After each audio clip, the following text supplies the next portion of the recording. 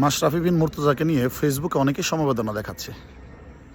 তার বাবাকে দেখলাম একটা টেলিভিশনে তিনি সাক্ষাৎকার দিয়েছেন যে মাশরাফি বিন মুর্তজা তাকে জানিয়েছে তিনি মারা গেলে তার লাশটা যেন নড়াইলে না যায়। এই কথাটা ওনাদের মনে খুব হিট করেছে, এই কারণে তার পক্ষে সমবেদনা জানাচ্ছে।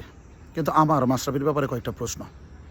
2013-14 সালের পর থেকে আওয়ামী লীগ ফ্যাসিস্টের মতো আচরণ করা শুরু করেছে। তারপরে মাশরাফি যখন বুঝে শুনে আওয়ামী লীগে যোগ দিল, সেটাকে তিনি একটা ভালো মানুষের কাজ করেছেন? জেনে শুনে একটা ফ্যাসিস্ট সরকারের পক্ষে উনি চলে গেলেন, এটা ভালো কাজ?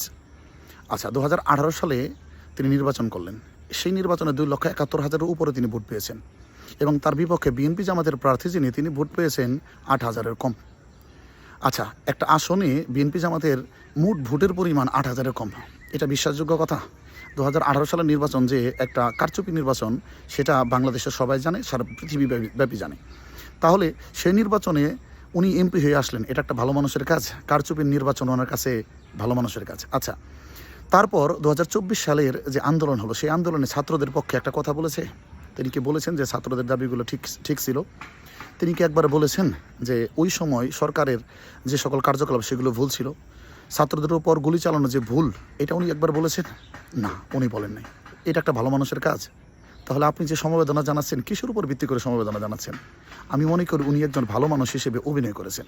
সত্যিকার অর্থে উনি একজন ভালো মানুষ না, কারণ উনি ওনার নিজের পজিশনকে ঠিক রাখার জন্য সকল মন্দ কাজকে উনি সমর্থন করেছেন। সুতরাং এত সমবেদনা দেখায়া লাভ নাই।